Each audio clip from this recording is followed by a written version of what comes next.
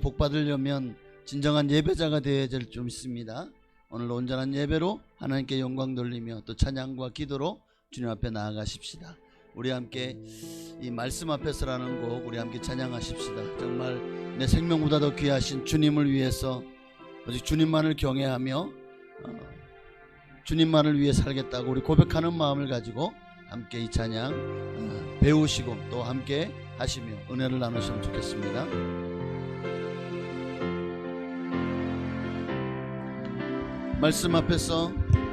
말씀 앞에서 경외함으로 주께 홀로 섭니다. 생명의 말씀 읽고 순종해 주를 예배합니다. 기록된 말씀 힘이 있어서 진리로 우리 거룩해 하며 거룩한 말씀 세세 영원히 복음이 되어 말씀하시네. 하나님 말씀에 두려워 떠는 자, 그 말씀에 생명을 거는 자 한 사람 찾으시는 주님의 약속을 믿어 하나님 말씀에 운명을 거는 자, 순종하며 주 따라가는 자, 영원한 하나님 나라 이뤄갈 주의 교회여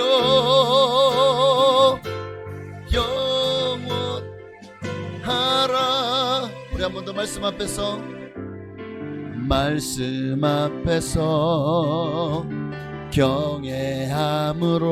경외함으로 주께 홀로 섭니다. 생명의 말씀 읽고 순종해 주를 예배합니다. 기록된 말씀 힘이 있어서 진리로 우리 거룩게 하며 거룩한 말씀 세세 영원히 복음이 되어 말씀하시네. 하나님 말씀에 두려워 떠는 자, 그 말씀에 생명을 거는 자 한 사람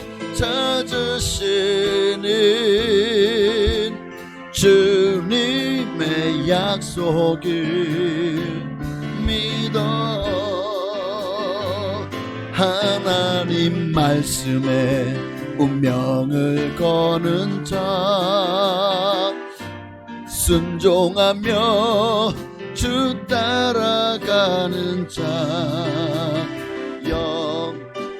영원한 하나님 나라 이뤄갈 주의 교회여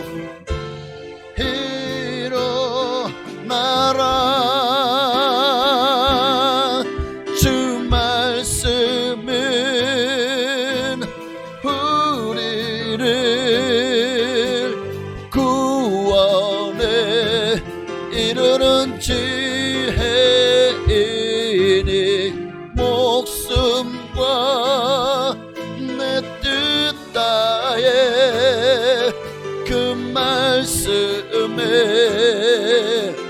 복종하라. 하나님 말씀에 두려워 떠는 자, 그 말씀에 생명을 거는 자 한 사람 찾으시는 주님의 약속을 믿어. 하나님 말씀에 운명을 거는 자, 순종하며 주 따라가는 자, 영원한 하나님 나라 이뤄갈 주의 교회여 일어나라. 할렐루야. 오늘도 우리 교회를 세우시고 우리가 하나님 말씀에 인생을 걸고 생명을 걸고 운명을 건다면 하나님의 말씀이 여러분을 진리의 길로, 선한 길로, 그리고 축복의 길로 인도하실 줄로 믿습니다. 우리에게 선하신 하나님, 우리에게 일어나게 하시고 힘을 내게 하시고 열심으로 주의를 감당하게 하실 우리 하나님 앞에 우리 감사와 영광의 막 돌리셨습니다. 할렐루야. 오늘 그 사랑이 여러분과 함께하면 우리가 이렇게 찬양하지 않을 수 없겠죠? 주 예수 사랑 기쁨 내 마음속에, 내 마음속에, 내 마음속에 주 예수 사랑 기쁨 내 마음속에, 내 마음속에 있네. 나는 기뻐요, 정말 기뻐요. 주 예수 사랑 기쁨 내 맘에. 나는 기뻐요, 정말 기뻐요. 주 예수 사랑 기쁨 내 맘에. 이제는 정죄 없네 예수 안에서. 어디요? 예수 안에서, 예수 안에서. 이제는 정죄 없네 예수 안에서, 예수 안에서 없네. 나는 기뻐요, 정말 기뻐요. 주 예수 사랑 기쁨 내 맘에. 나는 기뻐요, 정말 기뻐요. 주 예수 사랑 기쁨 내 맘에. 이제는 해방됐네 예수 안에서, 예수 안에서, 예수 안에서. 이제는 해방됐네 예수 안에서, 예수 안에서 해방. 나는 기뻐요, 정말 기뻐요. 주 예수 사랑 기쁨 내 맘에. 나는 기뻐요, 정말 기뻐요. 주 예수 사랑 기쁨 내 맘에. 조가삼간도, 조가삼간도 나는 만족하네. 값진 재물도 내겐 없지만 앞으로 내가 하늘나라에 가면 순황금길을 거닐겠네. 내게는 하늘 저 위에 집이 있네. 햇빛 비치고 찬란한 그곳, 지가 빛난 천국 이르러 주님과 함께 거닐겠네. 날 가난하다, 날 가난하다 외롭단 말아요. 천국 갈 거니 실망 없다네. 이 세상 수고 모두 끝이 난 후에 저 천국 가서 멸류관 소리 저 하늘 넘어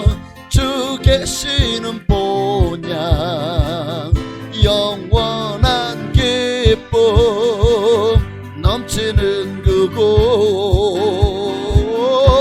언젠간 내가 빛난 천국 이르러 주님과 함께 걸으겠네. 내가 산을 향하여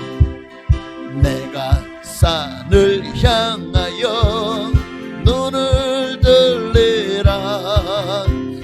나의 도움이 어디서 올꼬. 천지 지으신 여호와 나의 왕이여 영원 무궁히 지키시로다. 내가 산을 향하여 눈을 들리라. 나의 도움이 어디서 올꼬. 천지 지으신 여호와 나의 왕이여 영원 무궁히 지키시리로다. 한 번 더. 내가 산을 향하여 눈을 들리라. 나의 도움이 어디서 올꼬. 천지 지으신 여호와 나의 왕이여 영원 무궁히 지키시리로. 나의 입술의 모든 말과 나의 마음의 묵상이 주께 연락되기를 원하. 우리 한 번 더. 나의 입술의 모든 말과 나의 마음의 묵상이 주께 연락되기를 원하네. 생명이 되신 주님을 찬양하십시다. 대신 주 반석이 대신 주. 아멘.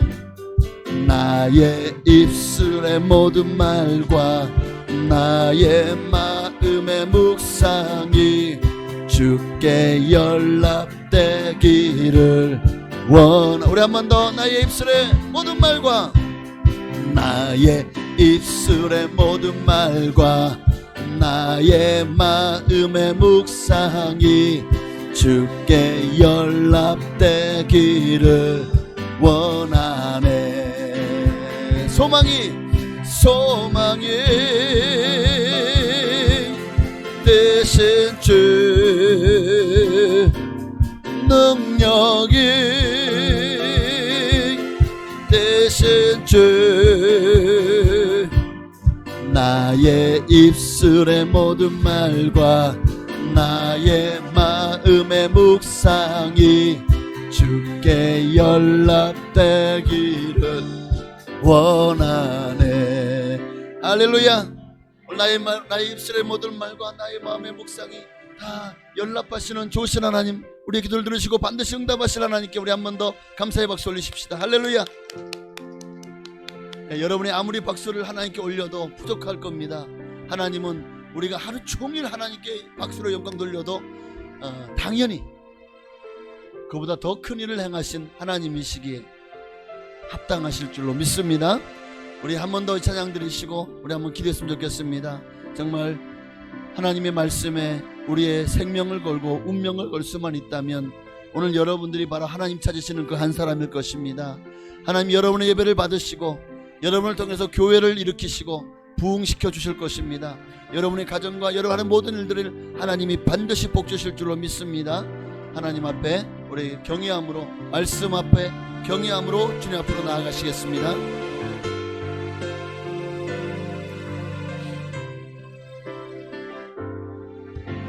말씀 앞에서 경외함으로 주께 홀로 섭니다. 생명의 말씀 읽고 순종해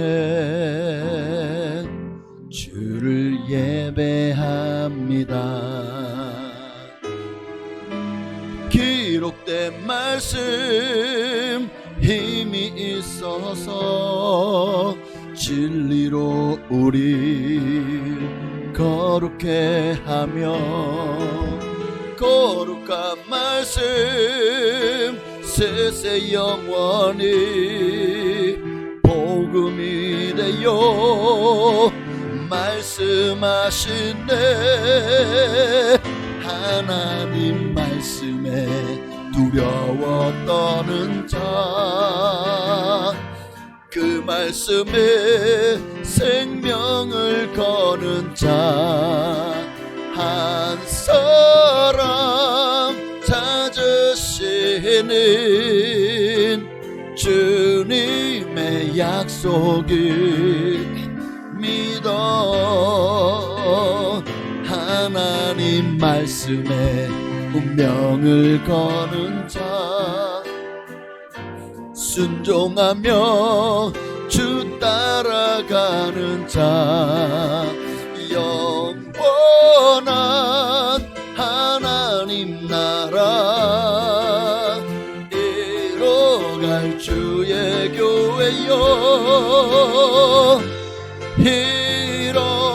일어나라. 우리 한 번 더 드릴까요? 말씀 앞에서 경외함으로 주께 홀로 섭니다. 생명의 말씀 읽고 순종해 주를 예배합니다. 기록된 말씀 힘이 있어서 진리로 우리 거룩해 하며 거룩한 말씀 세세 영원히 복음이 되어 말씀하시네. 하나님 말씀에 두려워 떠는 자, 그 말씀에 생명을 거는 자 한 사람 찾으시는 주님의 약속을 믿어 하나님 말씀에 운명을 거는 자, 순종하며 주 따라가는 자, 영원한 하나님 나라 이뤄갈 주의 교회여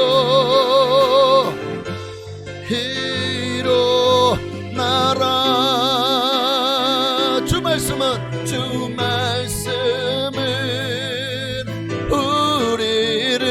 우리를 구원에 이르는 지혜니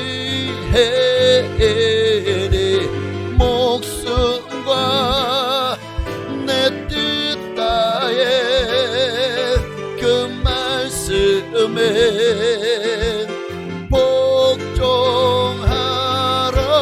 복종하라.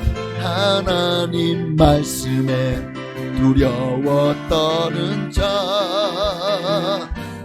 그 말씀에 생명을 거는 자 한 사람 찾으시니 주님의 약속을 믿어 하나님 말씀에 운명을 거는 자, 순종하며 주 따라가는 자, 영원한 하나님 나라 이뤄갈 주의 교회여 일어나라. 우리 시간이 예배 가운데 하나님의 말씀에 두려워 떠는 자, 하나님의 말씀에 생명을 걸고 운명을 거는 자, 오늘 그 한 사람 찾으시는 그 주님 앞에 내가 발견되고 내가 주님의 말씀대로 순종하며 살겠습니다. 믿음으로 살겠습니다. 주님 주신 사명을 감당하며 살겠습니다. 주여, 나를 통해서 하나님의 교회를 일으켜 세우시고 나를 통해서 하나님의 영광을 나타내 주시옵소서. 우리 주님의 이름을 한 번만 부르시고 간절히 기도하시겠습니다. 주여, 할렐루야, 할렐루야, 할렐루야, 할렐루야. 오 주님, 모든 영광 주님 홀로 받으시옵소서. 모든 영광 주님 홀로 받으시옵소서. 주님 이름으로 뱀받기를 원합니다. 하나님의 나라가 임하기를 원합니다. 하나님의 나라가 확장되기를 원합니다. 하나님의 영광이 나타나기를 원합니다. 바로 나를 통해서 하나님 일하시옵소서. 나를 통해서 하나님 역사하시고 영광을 받으시고 이제 시작하시옵소서.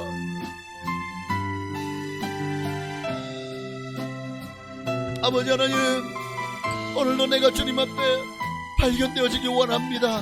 나의 이 예배가 오늘 수요일 드리는 수많은 사람들 중에 나 한 사람 하나님이 어찌하시겠습니까? 라는 그런 마음을 내려놓게 없어서 하나님은 다 아십니다. 아버지, 이 강혜원이라고 하는 이 작은 곳에, 아버지 그곳에 이 교회에서 드려지는 예배, 정말 이 중에 몇 명이나 성도가 나왔느냐가 중요한 것이 아니라 하나님 앞에 진정으로 그 말씀에 생명을 걸고 운명을 걸며 하나님 말씀에 두려워 떠는 사람, 그 말씀에 순종으로 나아가는 사람, 하나님은 그 한 사람을 지금도 찾고 계신 줄 믿습니다. 10,000명이 예배를 드리고 1,000명이 예배를 드려도 그 한 사람이 없다면 오늘 그 예배가 어찌 하나님을 기쁘시게 할 수 있고 영광을 누릴 수 있겠습니까? 아버지, 비록 작은 곳이지만 아버지, 이 작은 자 중에 그 한 사람이 있다면 하나님은 그 예배 가운데 임하시고 집중하시고 그 한 사람을 기억하시고 하나님이여 축복하여 주실 것을 믿습니다. 오늘 내가 그 주님 앞에 그 한 사람이 되게 하여 주옵소서. 할렐루야, 오, 할렐루야, 할렐루야, 할렐루야, 할렐루야. 주여 임하소서, 주여 임하소서, 주여 임하소서. 성령으로 기름 부어 주옵소서. 오늘도 하나님 앞에 진정한 예배자로 서기를 원하는 모든 이들에게 하나님의 음성을 들려주시고 하나님의 말씀을 부어주시고 진리를 깨닫게 하시고 하나님의 진실한 믿음과 신앙으로 변화되어 새 사람 되게 하시며 이제는 주님을 위해서 충성하며 헌신함으로 주님 앞으로 나아가는 하나님의 위대한 사람 되게 하여 주시옵소서. 할렐루야. 하나님 말씀에 두려워 떠는 자, 이 말씀에 생명을 거는 자, 한 사람 찾으시는 주님의 약속을 믿어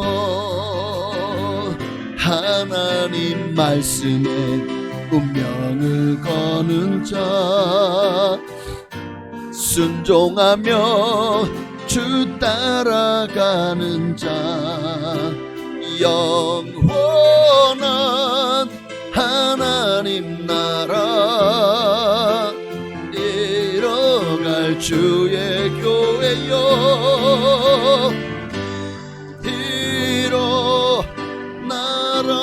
일어나라. 아멘. 사도신경으로 우리 신앙을 주께 고백드리심으로 이제 수요일 저녁을 하나님께 드리시겠습니다. 전능하사 천지를 만드신 하나님 아버지를 내가 믿사오며 그 외아들 우리 주 예수 그리스도를 믿사오니 이는 성령으로 잉태하사 동정녀 마리아에게 나시고 본디오 빌라도에게 고난을 받으사 십자가에 못 박혀 죽으시고 장사한 지 사흘 만에 죽은 자 가운데서 다시 살아나시며 하늘에 오르사 전능하신 하나님 우편에 앉아 계시다가 저로서 산자와 죽은 자를 심판하러 오시리라. 성령을 믿사오며 거룩한 교회와 성도가 서로 교통하는 것과 죄를 사하여 주시는 것과 몸이 다시 사는 것과 영원히 사는 것을 믿사옵나이다. 아멘. 우리 말씀 앞에서 이제 한 번 더 들으십시다. 그리고 말씀 나누시겠습니다.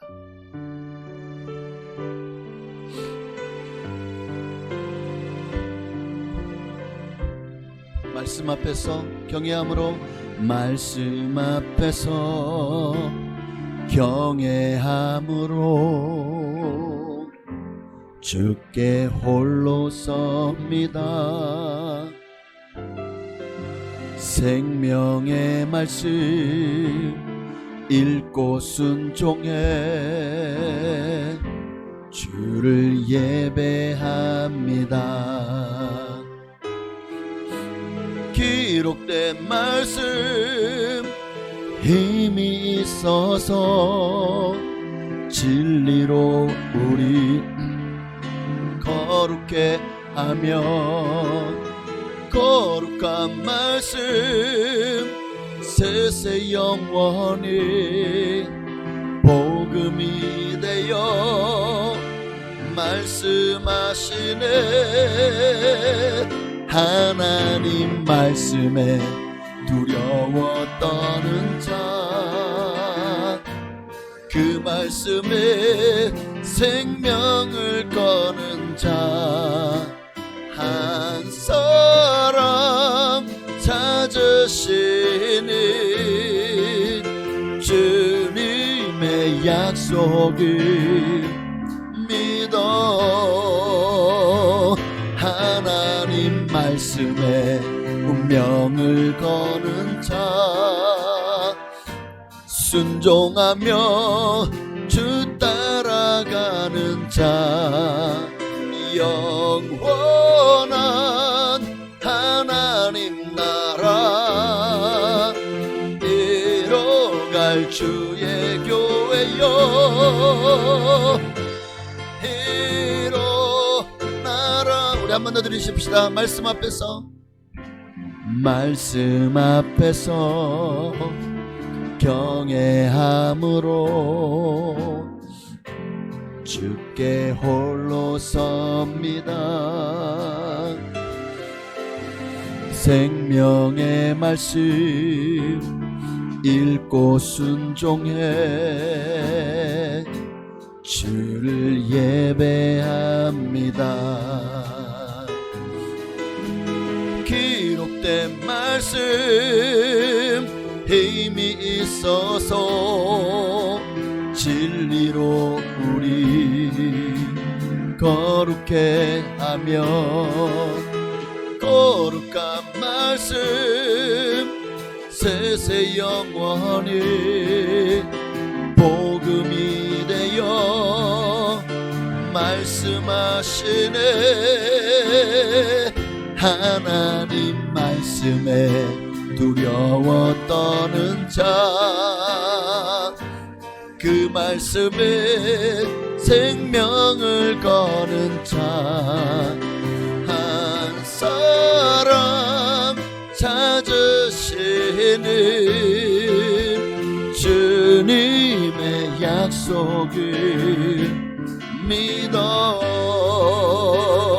하나님 말씀에 운명을 거는 자, 순종하며 주 따라가는 자, 영원한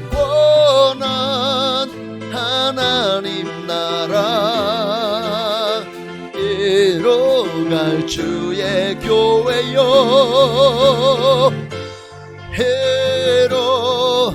일어나라. 주 말씀과 주 말씀은 우리를 구원에 이르는 지혜니, 목숨과 내 뜻 다해 그 말씀에 복종하라. 하나님 말씀에 두려워 떠는 자, 그 말씀에 생명을 거는 자 한 사람 찾으시는 주님의 약속을 믿어 하나님 말씀에 운명을 거는 자,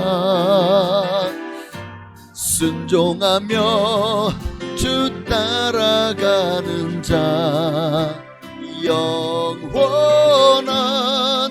하나님 나라 이뤄갈 주의 교회여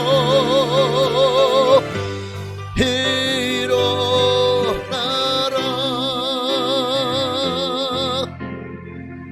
할렐루야.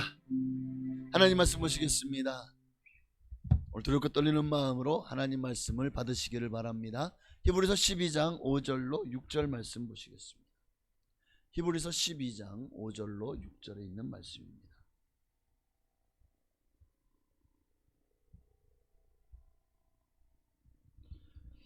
히브리서 12장 오늘은 5절과 6절을 보시겠습니다. 우리 함께 합동하시겠습니다. 또 아들들에게 권하는 것 같이 너희에게 권면하신 말씀도 잊었도다. 일러스되 내 아들아 주의 징계하심을 경히 여기지 말며 그에게 꾸지람을 받을 때에 낙심하지 말라. 주께서 그 사랑하시는 자를 징계하시고 그가 들이시는 아들마다 채찍질 하심이니라 하였으니. 아멘. 그래서 오늘 말씀의 제목은 징계입니다. 제가 이런 말씀 안 하려고 했는데 순서대로 가다 보니까 나와서 오늘은 징계에 대해서 여러분과 함께 말씀을 통해서 연애를 나누기를 원합니다. 참 사람이 태어나서 자라는 동안에 여러분 부모님께 책망 한 번도 나는 받아본 적이 없다, 그런 분 있습니까? 나는 한 번도 아빠 엄마가 나한테 혼낸 적이 없어요. 없죠. 어릴 때 저도 참 매를 많이 맞았습니다. 그러니까 그게 사랑의 징계지 어떤 가정폭력은 아닐 겁니다. 정말 까닭 없이 이유 없이 그냥 미워서 그렇게 징계를 하고 때리면 이거는 가정폭력이 되지만, 그러나 정말 필요해서 그 자녀를 바른 길로 가게 하기 위해서 하는 사랑의 매는 우리를 바르게, 또 우리의 인성과 우리의 삶 그리고 우리의 미래를 열어주시기를 원하는 그 부모님들의 사랑의 매인 줄로 믿습니다. 그러므로 참 우리가 가정에서도 또 학교에서도 또 직장인 등에서도 참 칭찬받을 때는 또 칭찬받지만 또 때로는 책망을 받을 일도 또 징계를 받는 일도 또 왜 없겠습니까? 직장에서 심할서 쓰는 일들도 있고 감봉되는 경우도 있고 학교에서 또 잘못한 것에 대해서 그런 대가를 지불하는 일들이 있지 않습니까? 칭찬과 책망은 이게 마치 자동차로 말하면 엑셀과 브레이크 같아요. 여러분 자동차에 엑셀만 있으면 어떻게 될까요? 그 차는 위험한 흉기가 될 겁니다. 엑셀밖에 없어요. 가다가 멈출 수 없으니 얼마나 위험합니까? 큰 사고로 이어지고 인명을 다치게 할 수도 있는 흉기가 되겠죠. 그렇다고 차에 브레이크만 있으면 어떻게 될까요? 그러니 이 차는 쓸모없는 고철덩어리가 될 수밖에 없지 않을까요? 네? 여러분 정반대의 역할, 엑셀은 밟으면 가죠. 브레이크는 밟으면 멈추죠.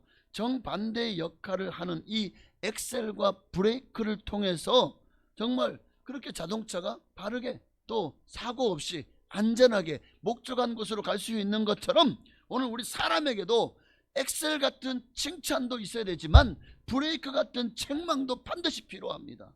이를 통해서 우리도 우리의 인성도 우리의 삶도 바르게 성장해 나갈 수 있는 겁니다. 오늘은 그 중에서 이 브레이크 같은 책망에 대해서, 이 징계에 대해서 오늘 하나님의 말씀을 통해서 우리 이해의 폭을 넓히고 또 왜 우리에게 징계가 필요한지를 살펴보려고 합니다. 그러니 때로는 말씀이 축복입니다. 아멘. 복을 말씀할 때도 여러분 아멘으로 받아들이셔야 되지만, 때로는 징계에 대한 책망이라는 말씀도 우리가 이것은 나하고는 상관없는 말씀하고 넘겨버리지 마시고, 듣다가 그냥 한 귀로 듣고 한 귀로 흘리지 마시고, 듣고 깨닫고 순종하면 하나님 반드시 복을 주실 것입니다. 하나님 말씀에 우리가 두려워 떠는 자, 또 생명을 걸고 운명을 거는 자, 하나님이 그들을 통해서 교회를 세우시고 그들을 통해서 여러분을 하나님의 자녀로서 정말 위대한 인생을 살아가게 하실 것입니다. 그러니 책망은 꼭 우리에게 필요한 것임을 지금 계속해서 히브리서 12장 5절 이하에서 13절까지 말씀을 하고 있습니다. 그 중에서 오늘은 5절과 6절만 볼 텐데요. 자, 책망과 징계의 첫 시작이 언제인지 아십니까? 바로 아담과 하와가 범죄했을 때입니다. 선악과를 따먹은 아담과 하와에게 나타나신 하나님께서 그들의 지은 죄에 대해서 이제 책망하시죠. 그때 인류 조상인 아담은 그 책망을 만약 그때 받아들이고 하나님께 용서를 빌었다면 어쩌면 인류의 역사는 전혀 달라졌을지도 모를 것 같아요. 그때 받아들였다면 우리가 이렇게 죄 가운데 망하지 않았을지도, 예수님이 땅에 오시지 않으셨어도 되지 않았었을까? 왜냐하면 그때는 죄가 없었기 때문에, 죄가 무엇인지 모르고 죄에 대한 개념도 없었죠. 근데 참 안타깝게도 이 아담이요, 하나님 앞에 책망을 받을 때 잘못했습니다가 아니라 당신이 내게 준 아내 때문에 내가 먹었습니다 하고 아내 하와의 탓으로 돌려버리고 책임을 전가해버리죠. 여러분, 하와에게만 전가했나요? 당신이 내게 주신 이 말 속에 바로 하나님이 내게 아내를 주지 않았다면 내가 왜 범죄했겠습니까? 하나님을 향하여도 지금 원망하고 있는 모습을 보여주고 있죠. 결국 이 일에 대해서 하나님의 징계가 임했습니다. 결국 에덴 동산에서 쫓겨났고 너는 흑인이 흑으로 돌아가게 되었고, 그 결과로 아담의 후손들은요, 진짜 그냥 고생줄이 그냥 환하게 펼쳐졌죠. 시편 51편 5절 말씀처럼 이제는 모든 인류가 이 말씀처럼 죄악 중에서 출생하였고 어머니가 죄 중에서 나를 잉태하였나이다.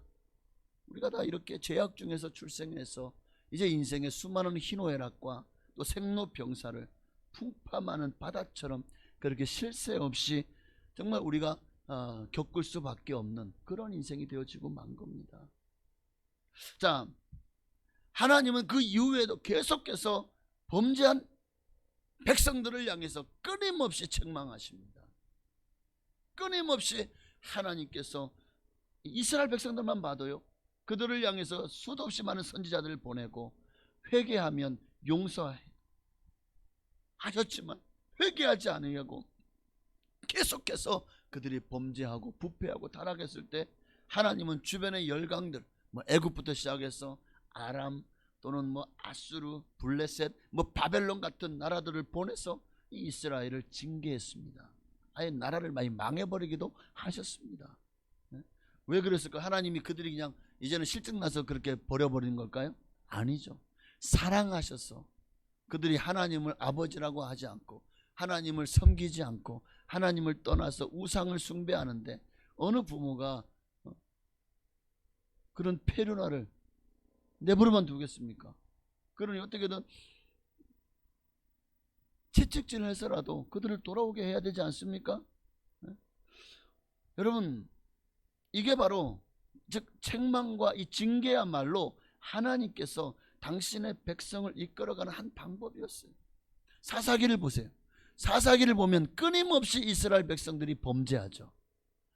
그러면 하나님이 이방 막대기를 들어서 저 미디안부터 시작해서 아말렉, 블레셋, 온갖 저 미디안 등등 그 이방 막대기를 통해서 그들을 징계하십니다. 그럼 이제 매를 맞고 나서 아이고 아빠 잘못했어요.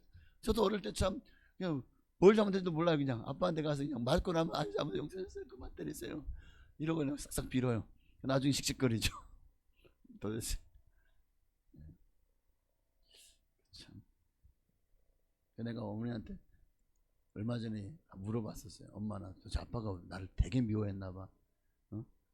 그때 진짜 나 다리 밑에서 주워준 자식이었어? 나 왜 그렇게 미워? 나 왜 이렇게 때렸어 아빠가? 나 일주일마다 그냥 일주일에 한두 번씩 꼭 아빠한테 그냥 말 맞고 쫓겨난 것 같아.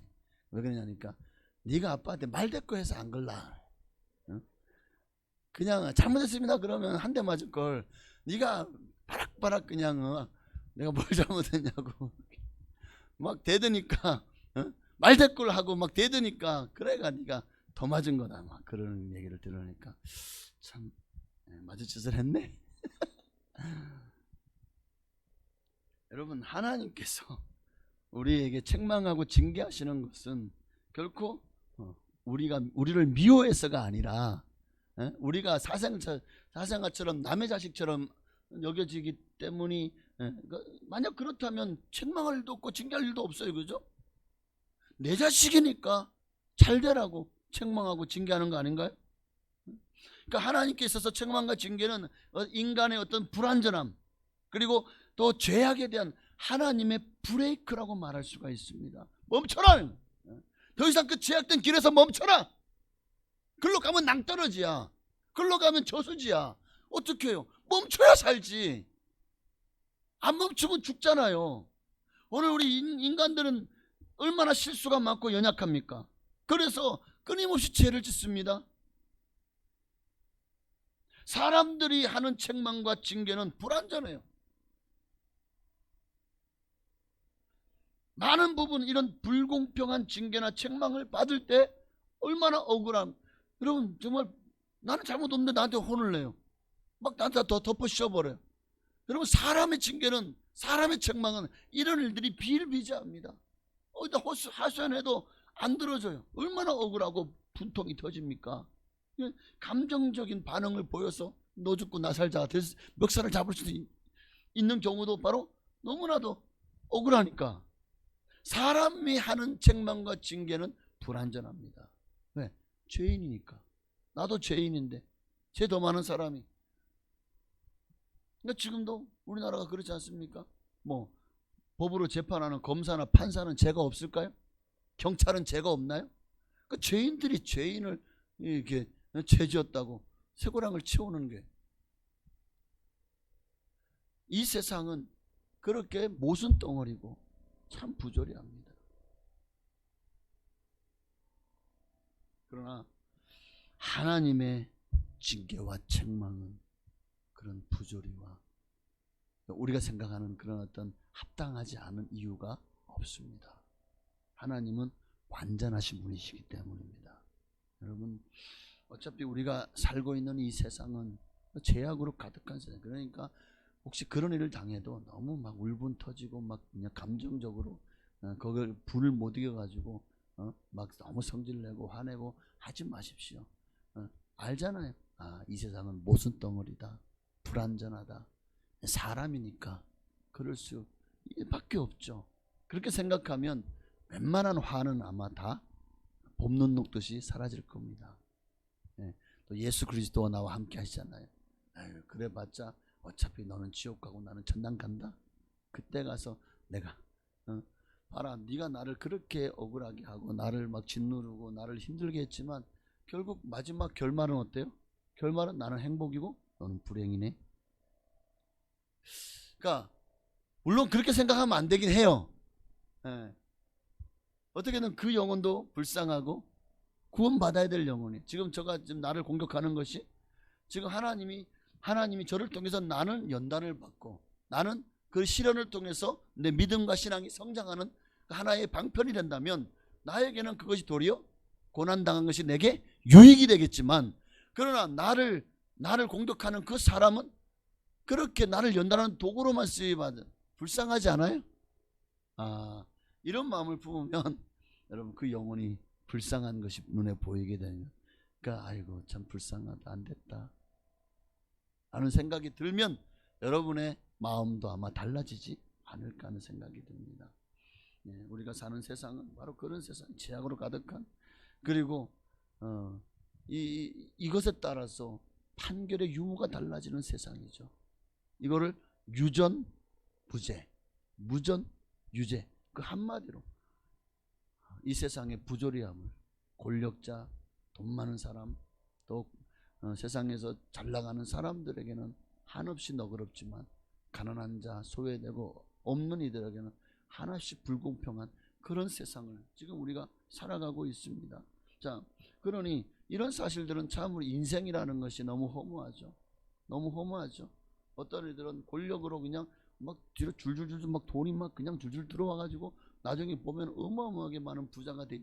근데 누구는 죽어라 고생해도 나중에 보니까 땅 한 평은 내가 묻힐 땅 한 평 없는 사람도 부지기수로 많더라고. 자, 그럼에도 불구하고 우리는 하나님의 공의를 믿습니다. 하나님의 사랑을 믿습니다. 하나님의 징계나 책망에는 의미 없는 것이 없습니다. 우리를 향한 하나님의 뜻이 분명히 있습니다. 그러므로 하나님께 받는 징계나 책망에 대해서 우리는 결코 그 안에 하나님의 사랑이 있음을 잊지 마시기를 바랍니다. 6절 말씀 보십시다. 주께서 누구에게?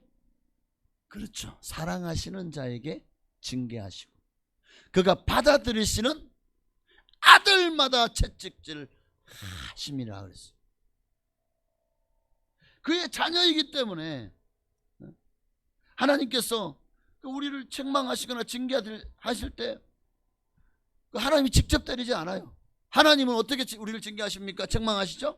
바로 우리 주변에 있는 사람들을 들어서, 마치 이스라엘을, 그 주변의 강대국을 통해서 이스라엘을 때로 하나님이 책망하셨고 징계하셨던 것처럼 지금도 하나님은 우리 주변에 있는 사람들을 통해서 우리를 책망하거나 징계합니다. 우리 가정에서도 또 세상에서든 지금도 우리는 그런 일을 당할 때마다 우리는 하나님의 뜻을 먼저 살펴야 됩니다. 하나님이 왜 이런 고난을 내게 주셨을까? 왜 내게 이런 질병을 주셨을까? 왜 내가 이런 아픈 일을 당하게 하셨을까? 하나님의 뜻을 먼저 구하시기를 바랍니다. 여러분, 우리 가정에서나 우리 사회에서든 예수 믿지 않는 사람들, 그들은요, 우리 예수 믿는 사람들을 얼마나 조금만 허물이나 조금만 문제만 보이면은 막 잡아 뜯어버리죠. 조롱하거나 비난하거나 또 우리를 까닭없이 고통을 당하게 합니다. 참 문제는 우리는 정말 말씀대로 의롭게 살려고 애쓰지만 세상은 그런 우리를, 마귀는 우리가 예수 잘 믿는 거를 배알이 꼴려서 보지를 못해요. 어떻게든 우리로 하여금 타락하게 만들고 죄짓게 만들고 부패하게 만들기 위해서 그렇게 때로는 당근책을 쓰기도 하지만 때로는 그런 채찍을 쓰기도 하는 거예요. 그런 채찍을 통해서 우리를 쓸 때, 그러면 우리가 마귀에게 시험 받는다고 하지 마십시오. 그걸 통해서 하나님이 우리를 더 우리의 믿음과 신앙을 성장시키고 업그레이드 시키기 위한, 그래서 우리를 더 크고 아름답게 하나님 축복 주시고 사용하시기 위한 하나님 방편일 수도 있음을 기억하시기를 바랍니다. 네. 나보다 더 나쁘고 악한 사람이 덜 나쁘고 악한 사람을 징계를 하는 경우도 참 많습니다. 그러니까 어쩌면 나보다 더 못된 짓을 많이 했고 드러나지 않았을 뿐이지 뒤에서 얼마나 많이 그렇게 해먹고 사기치고 거짓말하고 온갖 협잡으로 그렇게 해서 권력을 유지하고, 이런 사람들이 어떻게 보면 그렇죠, 우리는 그냥 서민으로 그냥 인생을 살아가고 있어요. 어쩌면 그 사람들이 더 징계를 받아야 될지. 그런데 그런 사람이 나를 징계하는 경우가 얼마나 불공평하게 생각됩니까? 자, 하박국 선지자도 바로 그러한 불공평한 처사에 대해서 하나님 앞에 따집니다. 그게 바로 하박국 1장 13절에 보니까요, 주께서는 눈이 정결하심으로 악을 참아 보지 못하시며 패역을 참아 보지 못하시거늘 어찌하여 거짓된 자들을 방관하시며 악인이 자기보다 의로운 사람을 삼키는데도 잠잠하시나이까? 그러니까 지금 하박국이요, 그러니까 자기가 징계를 받는 것에 대한 항의하는 게 아니라 왜 악한 사람이 의로운 사람을 징계하는데 하나님이 그걸 내버려 두시라는 거예요. 왜 감찰하지 않냐는 거예요. 왜 하나님은 더 악한 사람은 놓아두고 도리어 그 사람들을 통해서 덜 악한 사람, 도리어 의로운 사람을 징계하느냐? 예? 왜 하나님 믿는 사람들이 그런 이들에 의해서 이런 징계를 받아야 되느냐 하고 지금 항의하고 있는 거잖아요. 물론 이 하박국 생각이 얼른 보면 맞아요. 맞죠? 그러나 사실 여러분, 하나님은 악인들이 흥하든지 망하든지 하나님은 믿지 않는 사람들에 대해서 관심 없어요. 신경 쓰지 않으실 겁니다. 하나님은 도리어 그들을 통해서 때로 그들이 그냥 흥하든 망하든 하나님의 관심은 오직 저와 여러분에게 있습니다. 하나님의 백성들을 바르게 세우시는 데에만 관심이 있는 거예요. 오늘 이것을 안다면 하나님의 징계와 책망은 우리에게 얼마나 큰 유익이 되는지를, 이로 말미암아 내가 더 하나님의 율례를 배우고 하나님의 법 위에서 순종하며 살아갈 수 있다면 이것보다 더 큰 유익이 어디 있겠습니까? 우리나라가 참 과거에 왜 하나님이 우리나라가 이렇게 뭐 IMF 같은 거를 만나게 하셨을까? 왜 또 이번에 참 코로나로 인해서 참 많은 3년 동안이나 우리가 고생을 많이 했잖아요. 도대체 이런 코로나19를 통해서 우리 거쳐오면서 문제는 이런 IMF 사태 때나 또는 코로나19를 거쳐오면서 많은 교회들이 또 파송된 수많은 선교사님들이 굉장히 많은 어려움을 당하고 타격을 많이 받았습니다. IMF도 어마어마하게 많은 교회를 짓다가 너무 막 금리가 올라가면서 막 부도가 나고 수없이 많은 교회가 파산하고 또 부도가 나고 또 교회가 문을 닫는 일도 많았고, 이번 코로나19를 거치면서도 수많은 교회들이 그렇게 문을 닫았어요.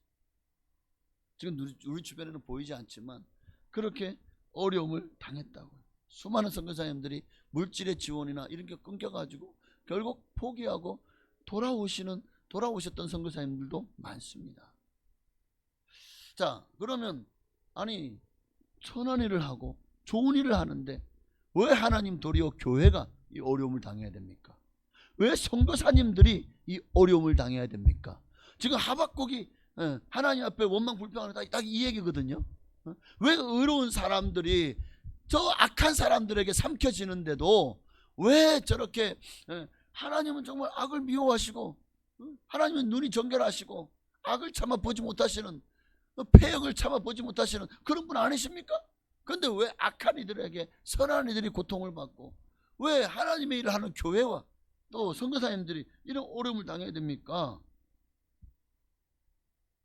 하나님이 하시는 일은, 그러니까 우리나라가 IMF 당한 것도 또 전 세계가 코로나19로 고통을 받은 것도 다 하나님의 뜻이 있습니다. 생각을 해봤어요.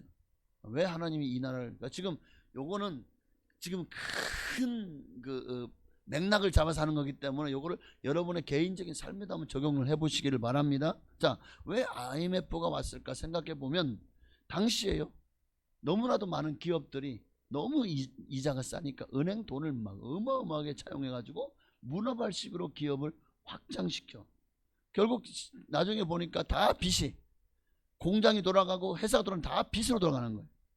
그러니까 한마디로 말해서 알맹이가 없는 거예요. 그러다가 이제 한번 계속해서 기업을 성장 나라의 어떤 하나의 한마디로 말해서 정책을 잘못 편 거죠. 네. 달러에 대한 환율을 어떻게든 억제하다 보니까 결국 시장 논리에 내버려뒀어야 되는데 그러지 않고 정부가 막 억제하다 보니까 그 하나의 자기 어떤 뭐 2만 달러 뭐 이런 나아가 대통령 할 때 우리가 드디어 개인 뭐죠? 하여튼 2만 달러를 돌파했다 뭐 이런 업적을 남기려고 했다가 쫄딱 망한 거잖아요. 자, 여러분, 오늘 보면 한국 교회가 당시에도 마찬가지죠. 한국 기업과 너무나도 닮았습니다. 마치 기업이 확장 그렇게 성장 위주의 확장 위주의 정책을 편 것처럼 당시에도 한국 교회가요 끊임없이 성장 부흥. 그러니까 당시 교회 표어들 보아도 뭐 300명을 주십시오, 500명을 주십시오, 뭐 1000명 되는 교회는 10,000명 성도. 제가 한 대형교회에서 4년 동안 부교육자로 있었는데 그 교회가 성도가 한 3,000명 4,000명이 주일날 예배를 드렸어요. 근데 처음에는 그 표를 써놨는데 1만 성도 가자. 2년 후에 보니까 3만 성도 돌파하자. 그게 표인 거예요. 교회 표가. 그래가지고 맘모스 성경을 지었어요. 어쨌든 어마어마하게 대형 교회를 지었어요. 저 청주에. 그렇게 교회들이 프로그램이 끊임없이 성장의 포커스를 맞추고 뭐 전도 폭발이 뭐 하면서 끊임없이 성장 위의 정책을 펴다 보니까 뭐가 문제죠? 교인들의 믿음과 신앙의 성숙을 뒷전으로 밀어버린 거예요. 오직 그냥 성도 끌어모으는 데만 어쩌면 교회가 거기에 너무 눈독 들이다 보니까 정말 성도들이 내실을 다지지 못했던 것이 아닐까. 그러다 보니까 당시에 보면은 수도 없이 많은, 그러니까 무슨 문제만 터지고 사건만 터지면 거기에 항상 믿는 사람들이 거기에 포진하고 있는 거예요. 뭐 온 로비 사건이 굉장히 유명했잖아요. 거기 보니까 그 주체가 누구예요? 딱 권사님들이었어요. 우리나라 IMF의 주역이었던 김영삼 전 대통령도 장로였고, 그 당시에 뭐 북풍 조작 같은 것의 핵심 권영애 씨라는 분도 장로였습니다. 그러니까 당시에 정치계에도 약 30% 넘는 그런 이 크리스찬들이 있었지만 이 부정부패가 얼마나 교회 안에도 많이 들어와서 뿌리를 잡았는지. 한국 교회가 성장을 외치며 성장은 했을 줄 모르지만 그러나 성도들의 신앙과 믿음은 더 타락해만 갔습니다. 여러분 당시 우리 국민의 뭐 4명 중 1명이 성도였습니다. 그럴 때 한국 사회가 더 좋아졌나요? 아니요. 더 교회는 정체되고 신앙은 식어지고 그리고 한국 사회는 더 깊이 썩어져만 갔습니다. 어쩌면 IMF는 바로 그런 한국 교회를 향한 하나님의 징계가 아니었을까. 당시 IMF가 가장 그 나라에다가 요구하는 게 뭐였죠? 구조조정이었죠. 구조조정. 한국 교회도 그렇게 성장 일변도로만 가는 한국 교회, 성경 내실과 신앙의 그 결실을 정말 성숙시켜 나가는 일에 실패한 한국 교회를 향해서 구조조정하라는 하나님의 메시지가 아니었을까요? 그러니까 만약 그때 이 IMF 사태로 한국 교회가 그때 한번 내실을 다지지 않았다면 어쩌면 한국 교회도 지금보다 훨씬 일찍 저 미국이나 저 구라파에 있는 그런 교회들처럼 문을 닫아 갔지 않았을까. 어쩌면 그런 하나님의 징계가 한국 교회를 사랑하셔서 또 한국의 가정들을 사랑하셔서 하나님께서 그런 매를 드신 것이 아닐까요? 자, 그러니까 우리가 경제적인 문제에 있어서도 어려움을 당합니까? 거기에 분명히 하나님 뜻이 있다는 거예요. 또 자, 질병의 문제에서도 마찬가지일 거예요. 자, 코로나19는 참 우리의 많은 것들을 바꿔 놓았죠. 코로나19 이 전염병, 여러분 전염병이 왜 올까요? 우리 생각 그냥 어쩌다가 이게 뭐 그냥 바이러스가 창궐해 가지고 온다라고 생각하지만 그러나 성경을 보면 모든 전염병이 하나님께서 개입하신 일들이 개입하시더라고요. 자, 그러니까 전염병이 하나님의 징계의 방법 중 하나라는 겁니다. 이 세상을 창조하신 분이 누구시죠? 하나님이시죠. 그러니까 질병도 결국 하나님의 통제 아래 있습니다. 그러니까 하나님이 허락하지 않았다면 코로나19가 온 세계 가운데 연병처럼 퍼져서 수많은 사람들이 고통을 받지 않을 수 있었을 거예요. 그러나 하나님이 허락하셨기 때문에 오늘 3년 동안이나 우리가 코로나로 고통을, 그러면 우리가 코로나를 아이고 이제 끝났으니까 이제 끝났다, 아무런 교훈도 받지 못한다면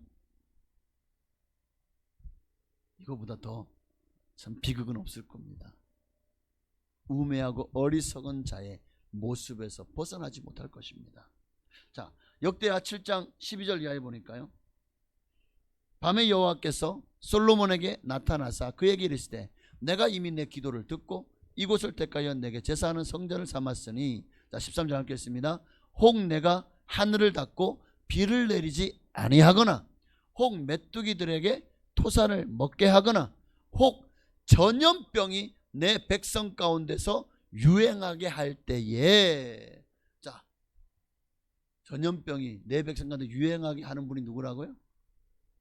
내가, 혹 내가 라는 말씀. 13절에 혹 내가, 누구시죠? 내가 하나님이시잖아요. 이런 전염병이 왔을 때에 그 의미를 깨닫는다면 어떻게 해야 됩니까? 14절 보십시다. 함께 했습니다. 내 이름으로 일컫는 내 백성이 그들의 악한 길에서 떠나 스스로 낮추고 기도하여 내 얼굴을 찾으면 내가 하늘에서 듣고 그들의 죄를 사하고 그들의 땅을 고칠지라. 하나님은 지금 이 문제가 왜 우리에게 전염병이 왔을까?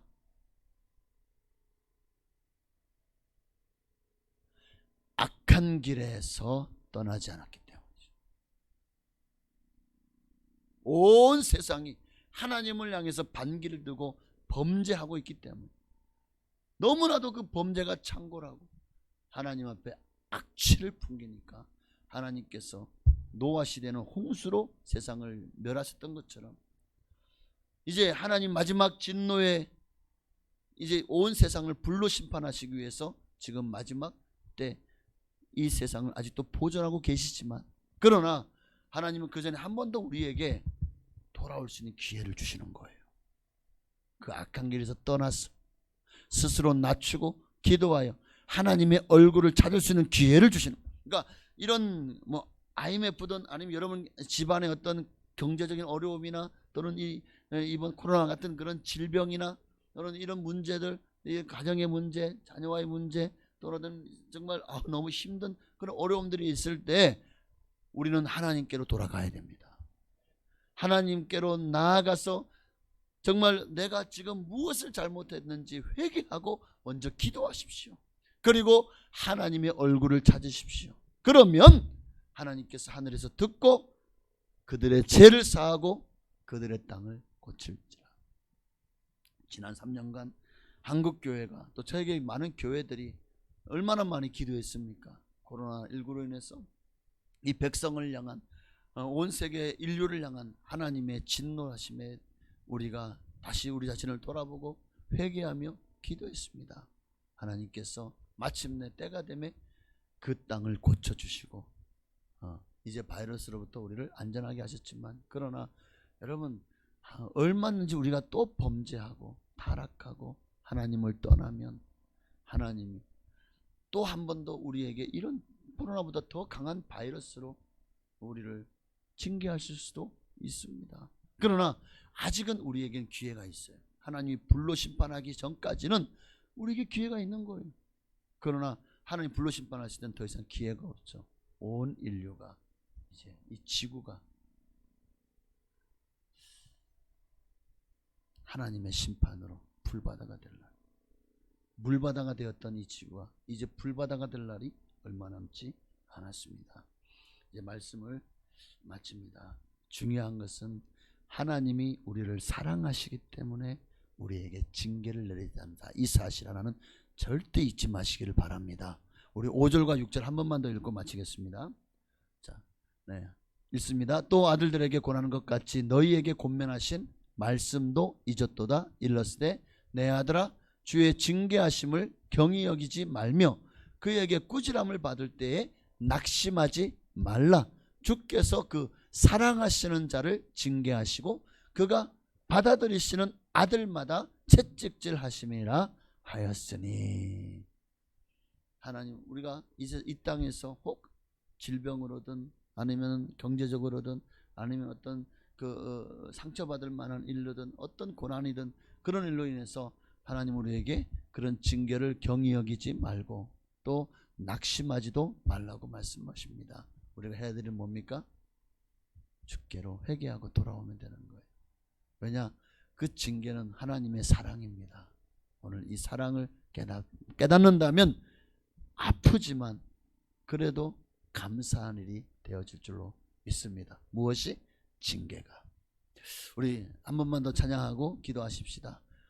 하나님의 말씀에 때로는 우리를 징계하시고 책망하실 수도 있습니다. 그러나 우리가 그 말씀 앞에 두려워 떨며 그 말씀을 순종하면 하나님이 우리를 받으시고 하나님이 다시 우리를 회복해 하시며 정말 그 말씀으로 우리를 일으켜 세워 주실 줄로 믿습니다. 우리 찬양하고, 혹시나 우리가 하나님 앞에 잘못한 것이 있다면 우리가 간절한 마음으로 회개하고, 혹 지금 이런 징계나 책망이 여러분의 삶에 닥쳐와서 힘든 시간들을 보내고 있습니까? 그렇다면 하나님께 뜻을 구하십시다. 하나님, 이를 통해서 주님의 뜻은 무엇입니까? 주님 내게 하시고자 하시는 말씀은 무엇입니까? 깨닫는다면 하나님의 놀라운 은혜가 여러분에게 시작될 겁니다. 우리 찬양하고 기도하시겠습니다. 말씀 앞에서 경외함으로 주께 홀로 섭니다. 생명의 말씀 믿고 순종해 주를 예배합니다. 기록된 말씀 힘이 있어서 진리로 우리 거룩게 하며, 거룩한 말씀 세세 영원히 복음이 되어 말씀하시네. 하나님 말씀에 두려워 떠는 자, 그 말씀에 생명을 거는 자 한 사람 찾으시는 주님의 약속을 믿어 하나님 말씀에 운명을 거는 자, 순종하며 주 따라가는 자, 영원한 하나님 나라 이뤄갈 주의 교회여 일어나라. 이 모든 것까지도, 징계와 책망까지도 하나님은 우리 모든 것을 합력하여 선을 이루시기 위해서 하신다는 사실을 기억하고, 오늘 이 시간 지금 내가 당하는 이 어려움들, 이 환난들, 이 고난들, 이 질병, 또 이 경제적인 어려움들 통해서 하나님이 내게 원하시는 것이 무엇입니까? 하나님의 뜻을 발견하길 원하고, 이로 말미암아 또 주님 앞에 말씀 앞에 순종함으로 나아가는 우리가 되게 하여 주옵소서. 우리 간절한 마음으로 기도하시겠습니다. 주여, 할렐루야. 오 주님, 주님의 뜻이 무엇입니까? 왜 내가 이런 어려움이 닥쳐왔고 이런 문제가 다가왔습니까? 왜 나만 이런 고난을 겪습니까? 도대체 왜 하나님이 나를 미워하십니까? 왜 악인에게 이런 고통을 더 받게 하십니까? 왜 나쁜 사람들이 더 잘되고 더 잘 살고 정말 악행하는 사람들이 더 편히 누워 편히 쉬고 잡니까? 도리어 선량한 사람, 그리고 너무나도 착한 사람들은 도리어 손해를 보고 희생을 당하고 그리고 고난을 당한다면 하나님의 정의는 어디 있습니까? 하나님은 정말 살아계신 것입니까? 어찌 잠잠하십니까? 어쩌면 우리는 이렇게 하박국처럼 이 세상을 향해서, 이 편견을 향해서 아버지 하나님 앞에 원망하고 불평할 수도 있을 것입니다. 그러나 하나님의 뜻은 완전합니다.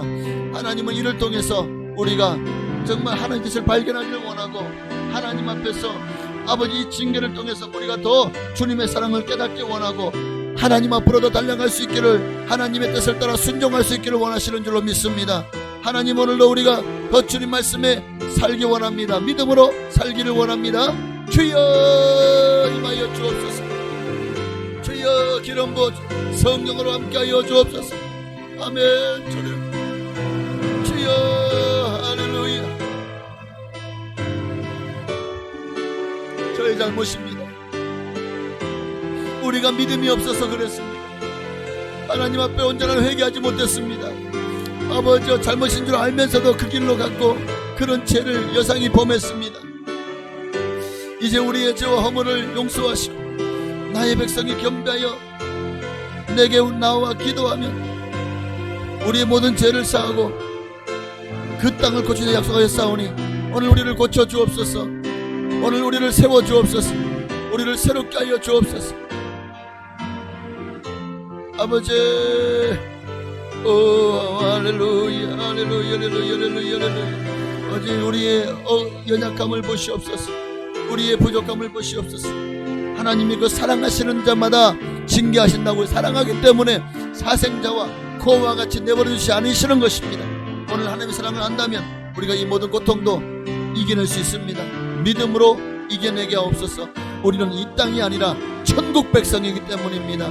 영원한 하나님 나라에서 영원히 살기 위해서 아버지, 우리가 이 땅에서 당하는 어떤 이 믿음의 시련도 이겨내고 승리하게 하여 주시옵소서. 극복하고 믿음으로 이겨내게 하여 주옵소서. 주님만 바라봅니다. 주님만이 인도하는, 주님만 의지합니다. 할렐루야.